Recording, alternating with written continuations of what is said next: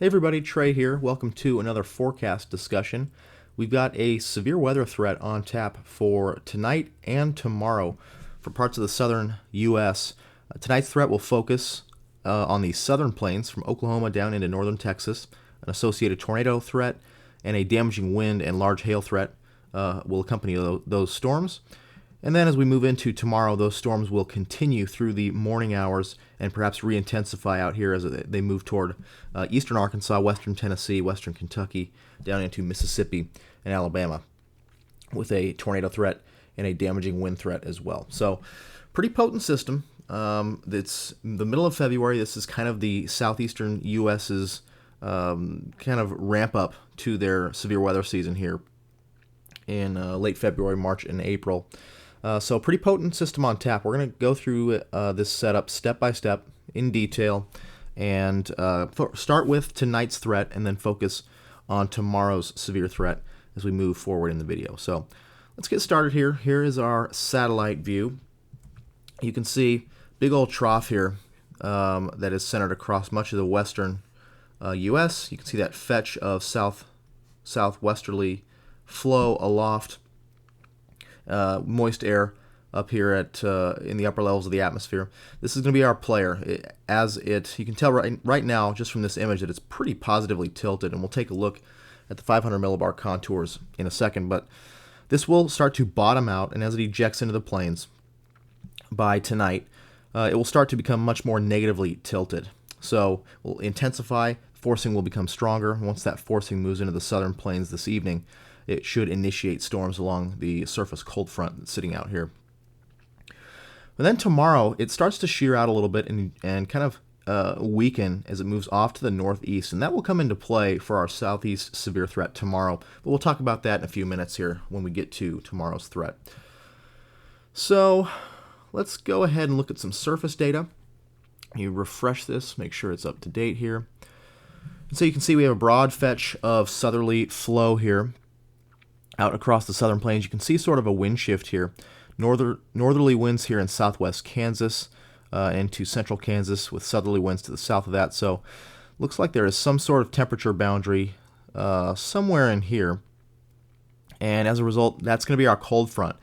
Once that trough ejects into the plains, that southwesterly flow traverses the Rocky Mountains here, we should see surface cyclogenesis here somewhere across northeast New Mexico into the Texas Panhandle, and as that happens, that cold front will begin to surge south, and that's going to be the main forcing mechanism for these storms overnight tonight. But you can see we already have a pretty broad sort of warm sector getting its act together here. The 60s dew points are still confined down here to South Texas. You can see 63, 63, some 63 dew points here across the area, 62 down in Brownsville.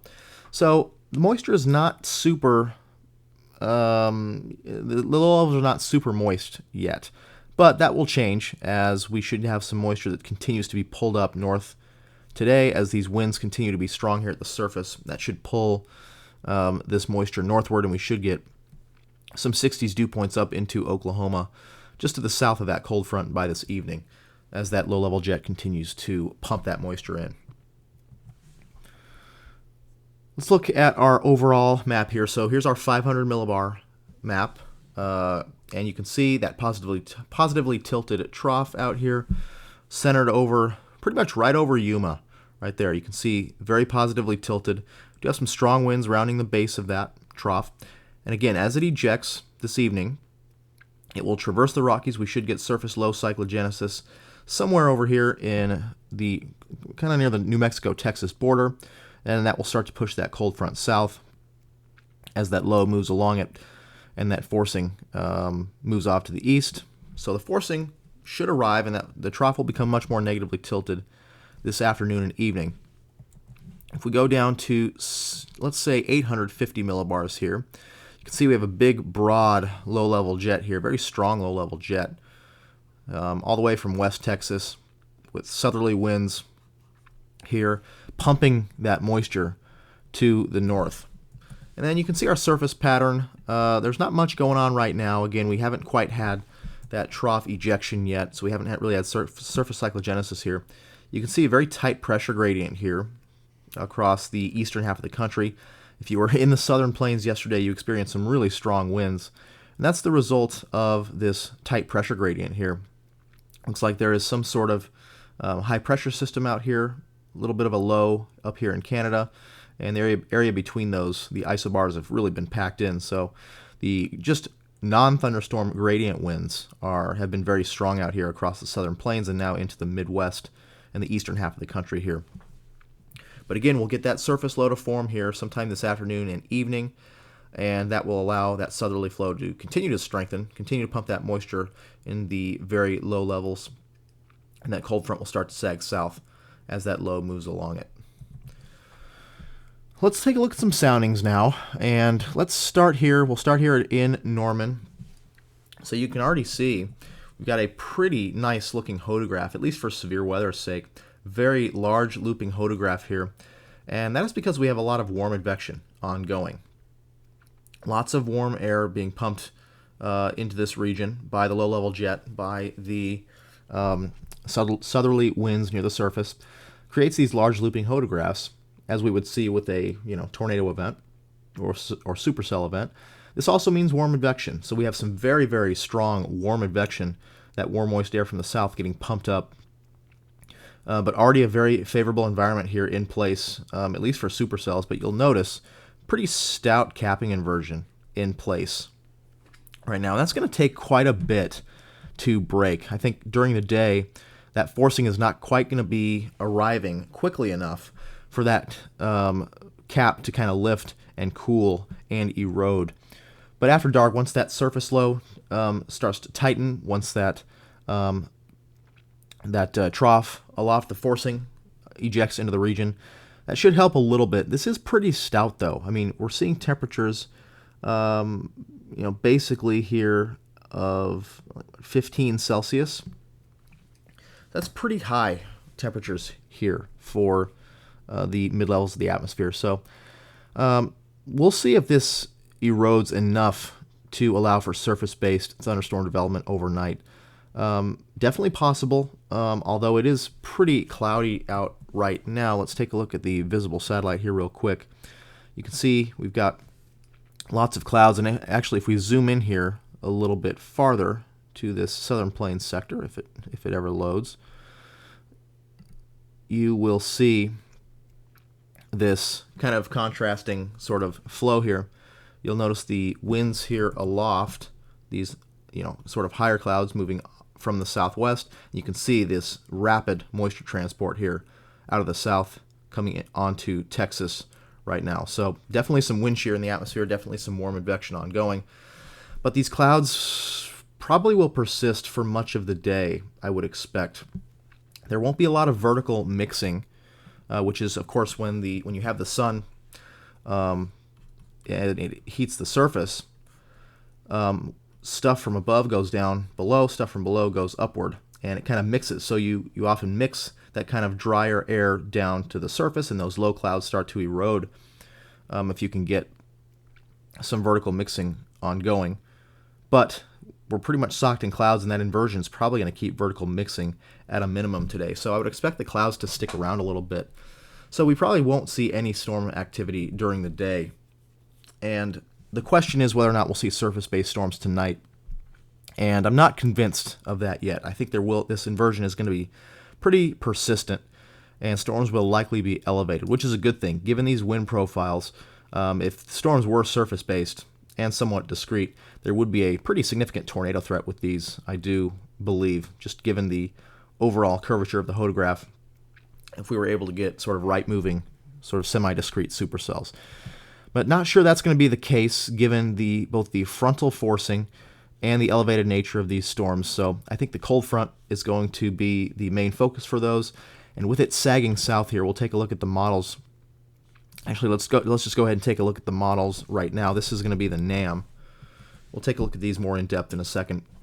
But you can see that here's kind of our boundary right in here. As we move on through the day, that surface low, again, begins to tighten out here across the New Mexico-Texas border with that Forcing ejecting into the region, surface cyclogenesis to the lee of the Rockies.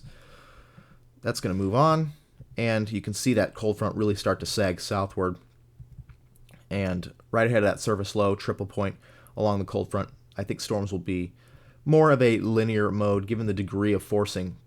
We'll take a look at the trough progression in a second, but given the frontal forcing, elevated nature, I do think the tornado threat is going to be pretty limited this evening. But with this in play, if we do get a squall line to form, spin-up tornadoes will definitely be a concern given this large looping hodograph. Lots of low-level wind shear. So brief spin-up QLCS, embedded tornadoes will be a threat this evening, I think, especially ahead of that surface low track along the Red River. Let's take a look at some soundings now for tomorrow's threat and kind of go to the south and see what we're seeing. So here's Brownsville. We can see somewhat of a moist layer here, up to about 850 millibars. And again, but we do see that kind of evidence of an elevated mixed layer aloft. So that is interesting. If we can get that to kind of make its way from here out over this region, that elevated mixed layer should help suppress convection out in the open warm sector during the day. The squall line from tonight should be ongoing across southeast Oklahoma, northeast Texas, northern Louisiana, into central Arkansas tomorrow morning.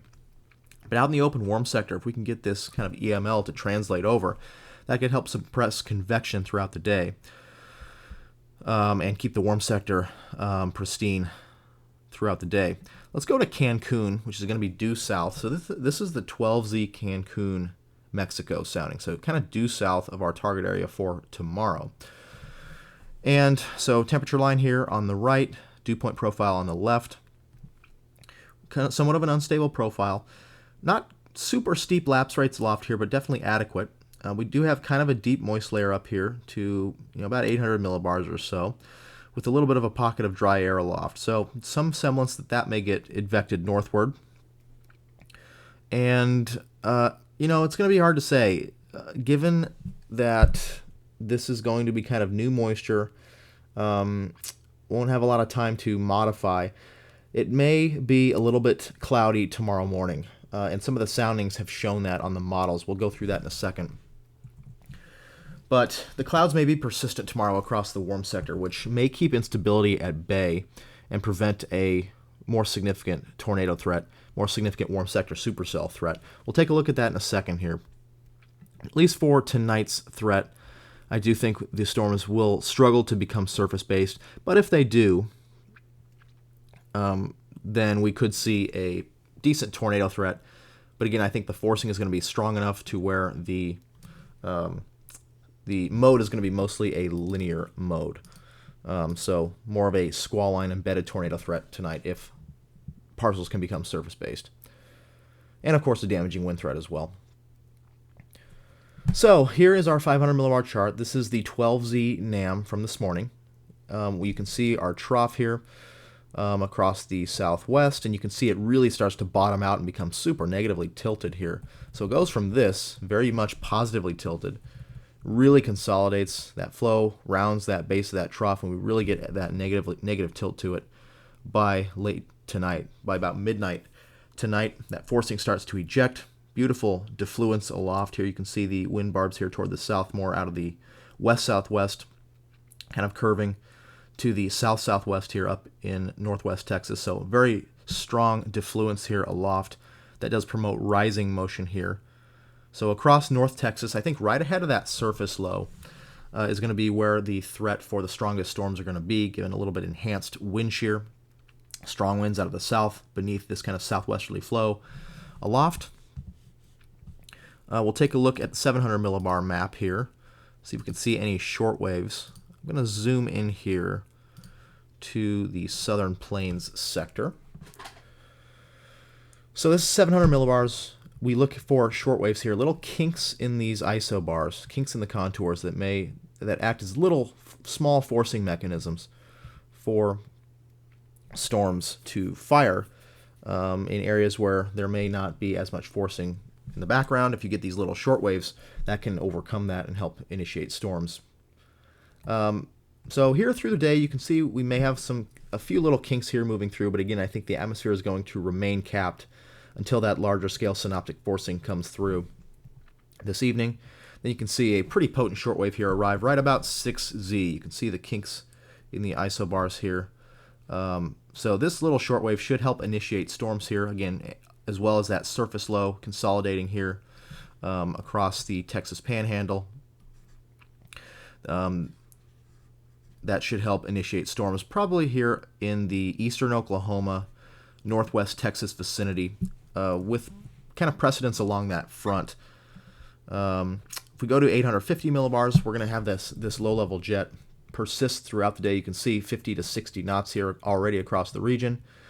It's going to kind of move off to the east today, but after dark, once that surface low really starts to tighten, that 850 millibar cyclone will as well. We'll get a pretty potent low-level jet here to kind of reform out here to sort of enlarge these photographs. If we look at our surface pattern here, once again, we took a look at this a few minutes ago, but you'll see that surface low start to tighten out there, New Mexico-Texas border, and then that will move off to the east, and you can see that cold front start to sag southward. So I do think we'll have quite a bit of storms start to fire by about between 3 and 6Z right ahead of this surface low, and up here along the cold front. These storms will definitely be elevated here along the cold front, given that pretty stout capping inversion. Down here to the east of the surface low along the Red River is going to be something to watch. If we can get a little bit, if we can get that cap to erode enough to where, it's somewhat negligible, then I do think there is a chance for surface-based storms out here, especially right ahead of this surface low. So you can see it moves off to the east. We've got nice southerly flow ahead of it. And so the shear is probably going to be strongest right ahead of this surface low. And if we can get surface-based storms here, depending on mode, these given the degree of forcing, we may get quite a few storms to form here away from this cold front, which definitely will be more linear up here.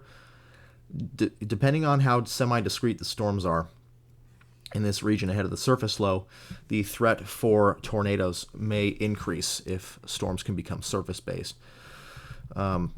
Let's go ahead and pull some soundings here. You can see the moisture really stream northward. Dew points at the surface remain kind of marginal here.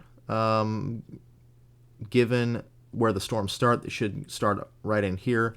Low to mid-50s dew points. Once they move off to the east, though, between about 6 and 9Z, that moisture really starts to surge northward from the south. And once they move into this environment, I think this is when they'll have their highest threat for a tornado or two. Again, damaging winds as well. Large hail will be a threat. Given the steep lapse rates aloft, let's take a look at this is good enough here, yeah. So very steep lapse rates here aloft. Despite this inversion, so even elevated storms will have a chance to produce large hail, given the steep lapse rates here in the mid and upper levels. But let's pull a couple of forecast soundings here. Let's go 3Z, so right in the initiation zone here, and we'll do one up here, kind of in the moisture tongue, up toward the Tulsa area, kind of closer to the front. So yeah, you can see here 3Z, not much going on yet. Atmosphere very much still pretty stable. Cool temperature at the surface, but again, steep lapse rates aloft. Closer to, I wonder if that's right, actually. That may be incorrect there. Would expect there to be some instability. This is closer to Tulsa, and we do have that capping inversion erode pretty decently here up toward the Tulsa area. Still may result in elevated storms for a while here at initiation, and it does look like down here in northwest Texas that will remain pretty stable for a while. Let's move to 6Z. Let's go right out here again. Then we'll go once again up kind of into the deeper moisture. You can see that those 60s dew points getting up into the Tulsa area here in eastern Oklahoma after dark there. And then by 6Z, you can see pretty quick destabilization here. And you can see there is some convective contamination with this sounding, but I think it's an okay depiction.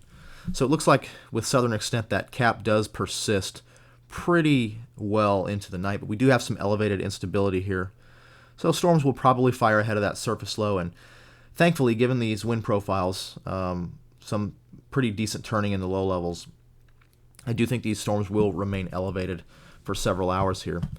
Now up into Oklahoma, you can see along the cold front actually here, perhaps a less chance for these storms to be elevated. You can see there's very little convective inhibition remaining, minus 13 mid-level mean layer convective inhibition here.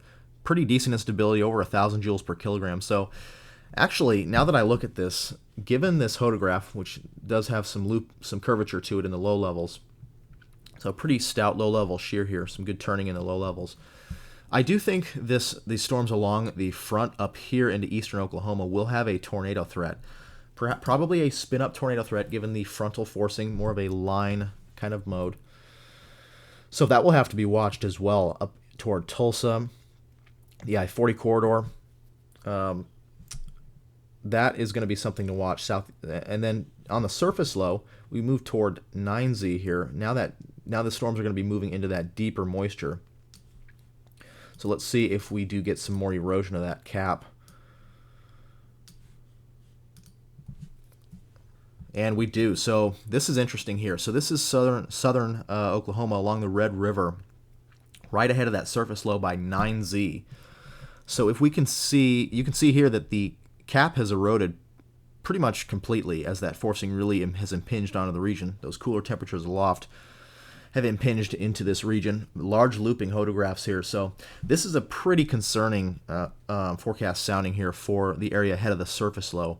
If the storm mode is discrete in any way, even semi-discrete, those storms will have a tornado threat, as well as a large hail threat given the now steep lapse rates aloft and the erosion of that cap. So that is pretty concerning here for the Red River region. I think that's why we have our 5%. The Storm Prediction Center has put out that 5% right along kind of that Red River area. So I think between about 6 to 9Z, according to the NAM here, that's going to be the window for tornadic storms here along the Red River ahead of that surface low. Now that the cap has eroded completely, these photographs definitely favorable for tornadic supercells here. So that will be something to watch. After 6Z, that cap erodes, may be our prime time for a tornado threat out there. And interestingly enough, the cap looks like it starts to build in a little bit more to the north now along the front. So looks like, according to the NAM, we may have an early window after between about 3 and 9Z for some spin-up tornadoes here along the front, up here in northern and northeast Oklahoma. But out here ahead of the surface low, the cap maintains until about 6Z, and then by about 9Z, between 6 and 9Z, we get that cap to really erode once that deeper moisture comes in. That warm advection really ramps up, and the tornado threat will exist here, perhaps even as far south as the Dallas-Fort Worth metro area there. Places like Ardmore, Gainesville, even down to the Dallas-Fort Worth area. So something to watch there. Looks like maybe a threat for spin-up tornadoes here along the line. Depending on storm mode, I do think there will be quite a bit of forcing here, so there may be quite a few storms out here ahead of the surface low, keeping the tornado threat low, given the more clustered mode. But something to watch nonetheless. Looks like that cap does erode quite a bit by about 9Z, and the threat for tornadoes will exist with those storms. Large hail as well, given the steep lapse rates aloft, and of course damaging winds, given the more linear configuration, especially with northern extent. So let's now talk about tomorrow, Thursday's southeast severe threat. So we're going to back this out to the CONUS view, if we can. Looks like it's having trouble going back, so I'll just reload it. 500 millibars. All right. So we've talked about the chance for some cloudiness through the morning. So in the southeast, you can see this trough really eject, but it really starts to move off to the north, and the forcing kind of just glances the southeast here. A little bit more forcing with northern extent, but you can see the kind of the trajectory of this trough is it's come down here, it's come in here, now it's going to really kind of eject off to the north and kind of flatten out. So the forcing down here with southern extent is a little bit less than areas to the north. a little bit farther removed from that main forcing. So that is something to watch. Whenever I look for a southeast severe weather setup, especially a supercell tornado setup in the southeast, I like to see that the forcing is a little bit weaker. We don't have this real strong, deep digging trough here. The winds in the mid and upper levels are pretty much, south-southwesterly or southerly. Don't like to see that as much. That often means that the forcing is so strong we'll get a lot of storms, and the mode will be more linear, and at least from a storm chasing perspective, the mode will be more linear as opposed to a more supercellular mode.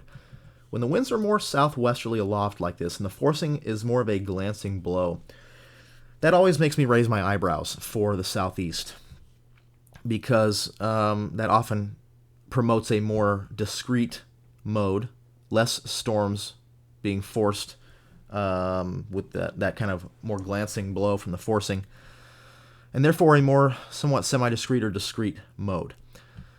Now the question here is going to be with our instability. So let's take a look at our low-level jet here. And that is what has made this setup really eye-opening, is this low-level jet. You can see it persists and strengthens throughout the morning and afternoon hours.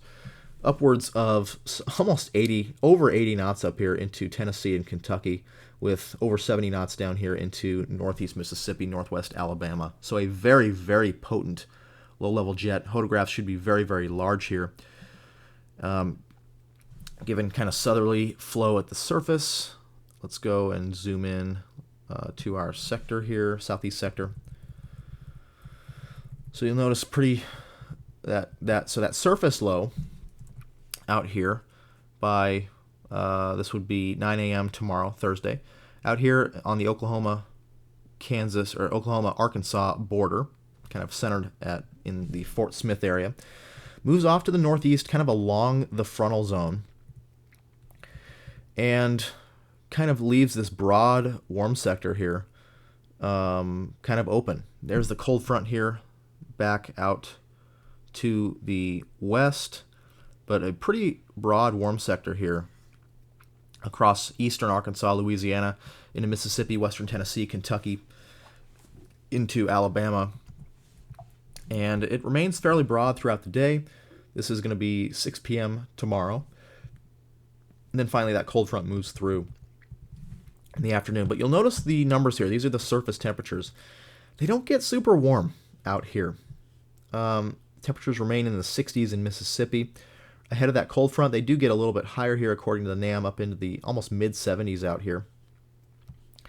And that's going to be an issue. So we'll take a look at our moisture here. Continues to stream north throughout the day. Again, that kind of broad warm sector. So this is at 18Z. Let's take a sounding.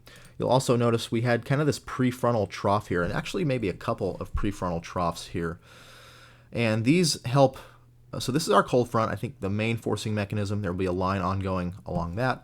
But it looks like we do have a couple of prefrontal troughs in here, which may help storms fire out ahead of the cold front in the open warm sector through the day on Thursday. Oftentimes we like to see prefrontal troughs, as that, kind of by nature almost promotes a more discrete mode, as you're not getting that super strong frontal forcing. You're getting more subtle forcing in the low levels, and a perhaps more discrete mode, given the kind of glancing blow from the synoptic scale, larger scale forcing as well. So interesting to note there. But let's take a sounding here from we'll take it from the Mississippi Delta here. 18Z Thursday. So that would be midday Thursday, midday tomorrow. And you'll notice that we have just photographs that are something to marvel at. This is pretty impressive. Winds almost out of the south here at the surface to about 20 knots, and that super strong low-level jet, about 70 knots here up in this region, creates this really large looping photograph in the low levels here. So this, with a very unstable environment, would be very conducive for strong tornadoes if that were the case.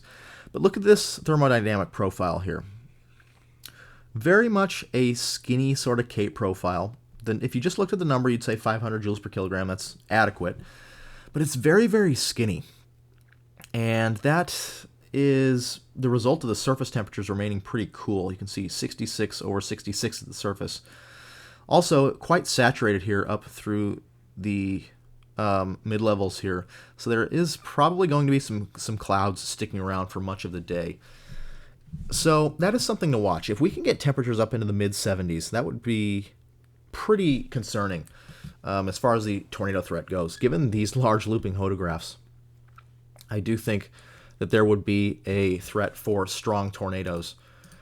But in this configuration, I'm just not sure if you, and in these sort of southeast setups, you often look for more of a supercell threat with prefrontal isolated supercells out ahead of the main line. And I'm just not sure that any updrafts out in the open warm sector are going to be able to persist and sustain themselves. Given this really skinny K profile, that means updraft accelerations are going to be fairly weak. Given the really strong shear here, the updrafts may get sheared apart pretty quickly. Given the degree of shear and the fact that the updraft strength will be pretty weak, they may just start to go up and then they get tilted over and sheared apart, given the really strong shear. So that has me a little bit concerned from a chasing perspective.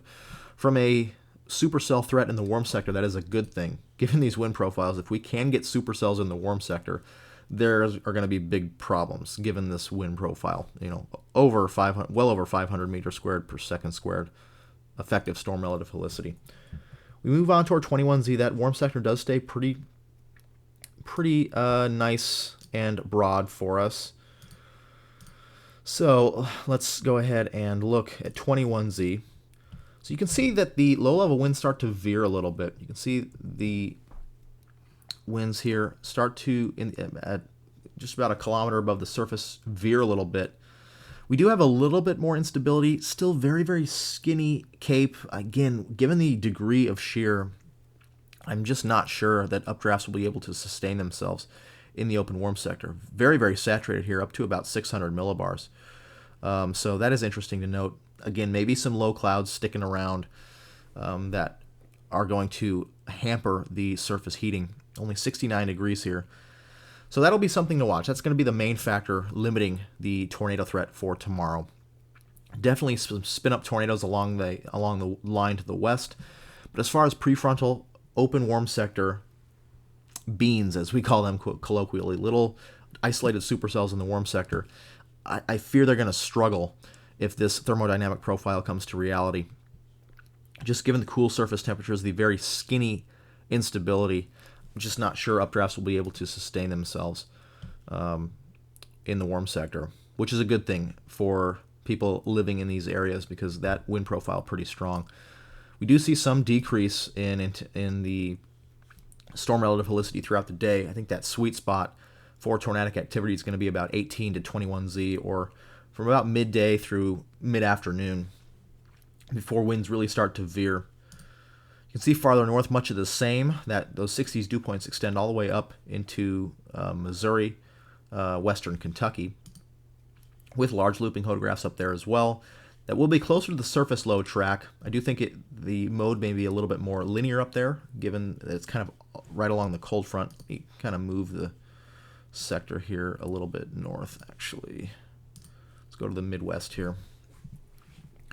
As you can see, those 60s dew points extend all the way up into southern Missouri, southeast Missouri, far southern Illinois. Do think that those storms will be along the cold front, though, so I think a little bit more of a linear mode up there, more of a spin-up tornado threat up there. Question is going to be, I think the big question for tomorrow is, are we going to see a supercell tornado threat in the warm sector? We'll move on to 0Z here, and we'll take a sounding from the warm sector. And you can see kind of much of the same. That cape remains skinny, but those hodographs remain pretty large here throughout the early evening, late afternoon or early evening. So will we see prefrontal storms? That's going to be the question tomorrow. If there's more evidence of, number one, stronger heating, so stronger instability, a little bit thicker cape profile, then I do think that there will be a pretty significant threat for supercell tornadoes out here across much of the northern half of Mississippi into western Alabama, western Tennessee, western Kentucky, and then a little bit earlier on, maybe eastern Arkansas, eastern Louisiana. But open warm sector storms are definitely a question right now. Let's take a look at 700 millibars, see if we can see any little short waves that may be traversing the warm sector that may help initiate storms during the day. You can see those winds really ramp up in the morning. Yeah, there may be a little bit of a kink in here. Just a very subtle kink in there. So that may be one thing to watch. Then we go to 8 to 21Z, kind of moves off. So there may be a little bit of a short wave in there to help aid in storm development out ahead of the line. But given the skinny Cape profile again, I'm just not sure those updrafts will persist, even though they will probably get initiated out here in the warm sector. And given the persistent warm, moist advection, we probably will see a lot of showers and just overall cloudiness and showers in the warm sector throughout the morning. So that will help keep instability low for much of the day. But again, if we can get any storms, to persist, and this is definitely possible. We've seen this in the southeast before. You don't need a lot of instability with these wind profiles to get rotating thunderstorms, even super showers, if you will, which are just rotating showers that are not producing any lightning. So it doesn't take much given this wind profile. So that'll be something we'll have to watch. If we can get temperatures up into the mid-70s tomorrow, at least, I do think we will have a pretty significant threat for a supercell tornado threat in the warm sector. Perhaps a strong tornado threat as well, given the degree of low-level wind shear.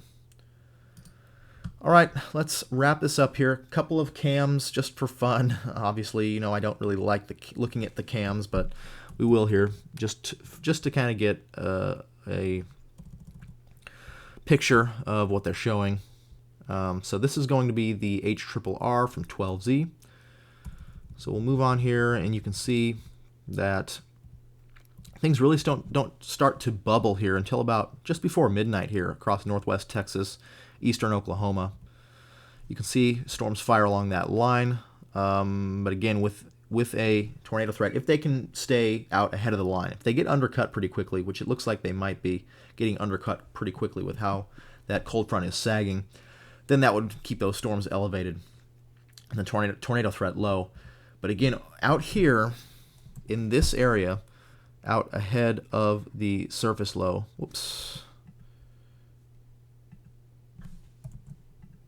out ahead of the surface low, that would perhaps be the area to watch for tornadic thunderstorms, especially between about 6 and 9Z when that cap looks to erode out ahead of these storms. So even as far north as Oklahoma City and Norman may have to keep an eye out for that, and as far south as maybe Dallas-Fort Worth as well.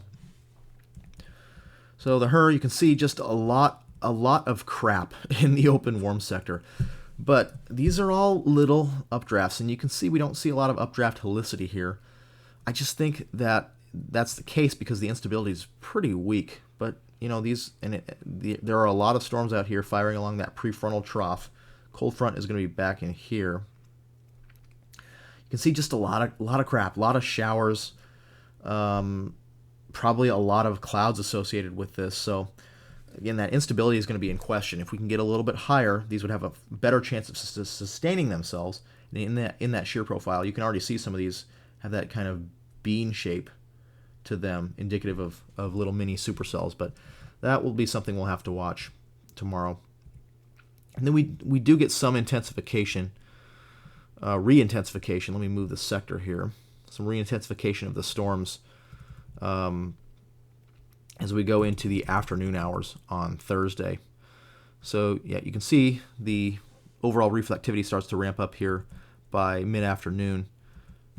Given the wind profiles, could definitely have some embedded tornadoes in this kind of broken line. If these can be a little bit more discrete, then we'll have an even better chance for tornadoes here, especially if these updrafts can persist and that this line kind of congeals and moves into Alabama and then Georgia overnight.